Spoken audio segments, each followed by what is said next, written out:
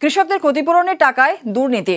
সরকারি টাকা গিয়েছে বিডিও অফিসের চুক্তিভিত্তিক কর্মীর আত্মীয়দের অ্যাকাউন্টে। পশ্চিম মেদিনীপুরের দাঁতনে এমনই চাঞ্চল্যকর অভিযোগ। স্থানীয় বিধায়কের অভিযোগে তদন্ত শুরু করেছে জেলা প্রশাসন।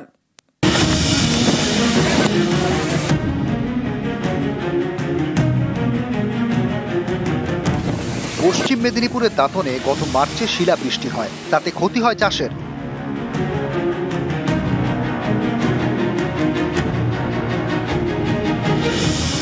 কৃষকদের ক্ষতিপূরণের জন্য টাকা বরাদ্দ করে রাজ্য সরকার।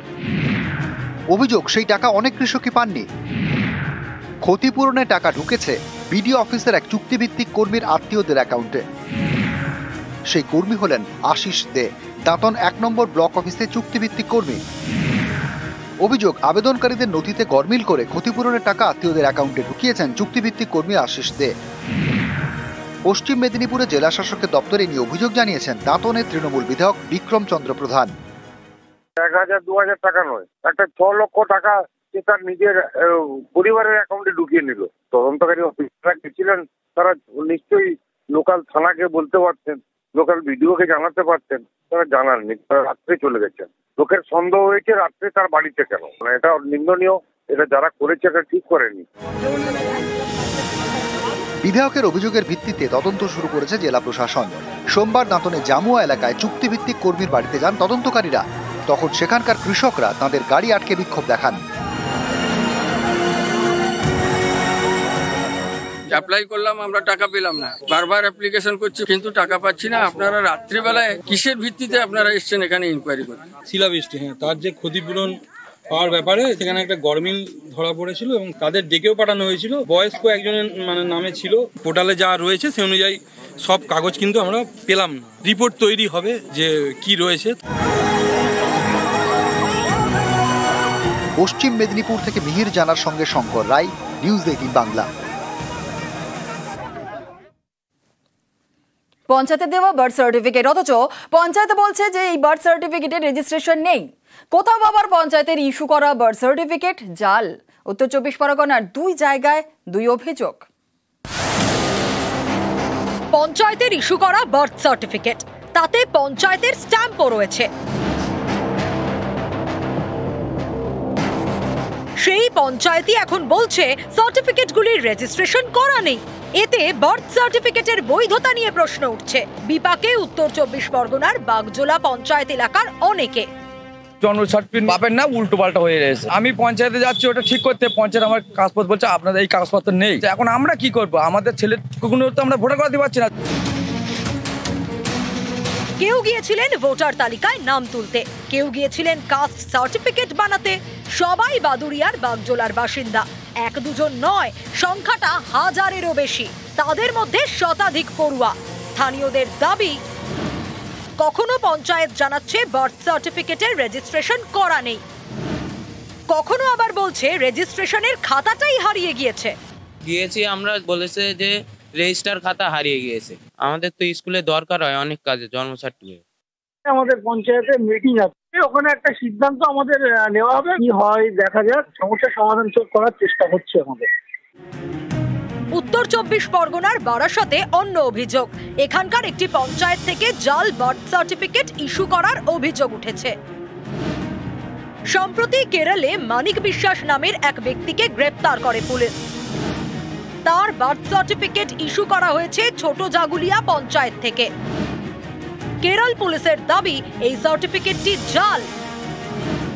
বাংলাদেশ থেকে এ রাজ্যে ঢুকে জাল নথি তৈরি করা হয়েছে। সার্টিফিকেটটি ইস্যু হয় ২০২১ সালে।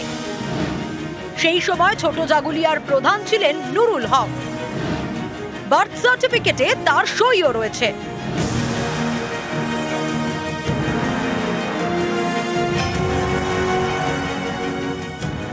পঞ্চায়েত ২ নম্বরই কাজ হয় না, বুঝতে পারছো? কি বলবো বলছো? অভিযোগ উঠলে আমি তো জানি না কিছু, আর ওই পঞ্চায়েতে ওরা বলতে পারবে, আমি সত্যি জানি না। আমি তো খুব একটা যাই না পঞ্চায়েতে, বুঝলেন। ছোট জাগুলিয়ার বর্তমান পঞ্চায়েত প্রধানকেও জিজ্ঞাসাবাদ করেছে কেরল পুলিশ। অনুপম সাহা ও জিয়াউল আলম, নিউজ 18 বাংলা।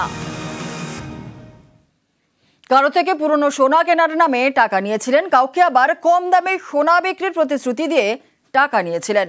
সব মিলিয়ে প্রায় 20 কোটি টাকা নিয়ে চম্পট পশ্চিম মেদিনীপুরের বেলদা বাজারের নাম করা পুরনো সোনার দোকানের মালিকের বিরুদ্ধে এমনই চাঞ্চল্যকর অভিযোগ।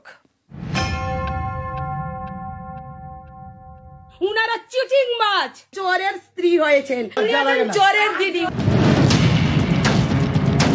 পশ্চিম মেদিনীপুরের বেলদা বাজার, এখানকার একটি সোনার দোকানের মালিকের বিরুদ্ধে প্রায় 20 কোটি টাকা জালিয়াতির অভিযোগ।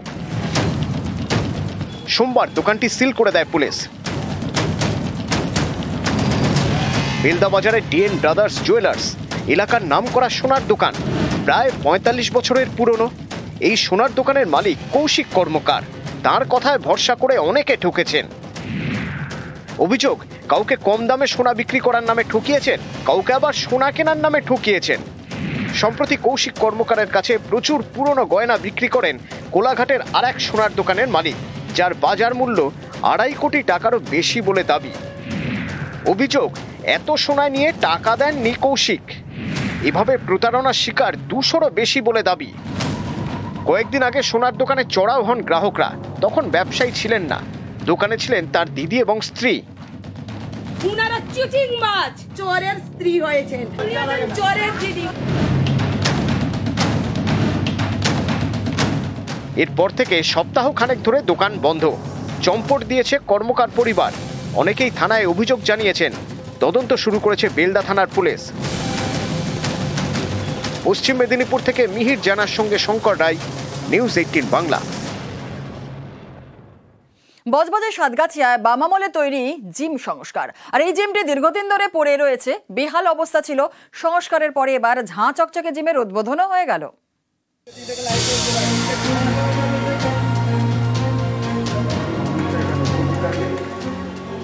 নতুন জানলা, দরজা, টিনের নতুন শেড, ফুটবল মাঠে ঝাঁ চকচকে জিম সেন্টার।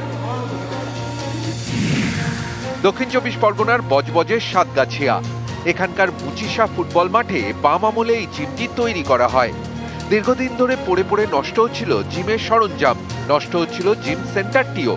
সম্প্রতি সেটি সংস্কার করা হয়েছে প্রায় 4.5 লক্ষ টাকা খরচ করে।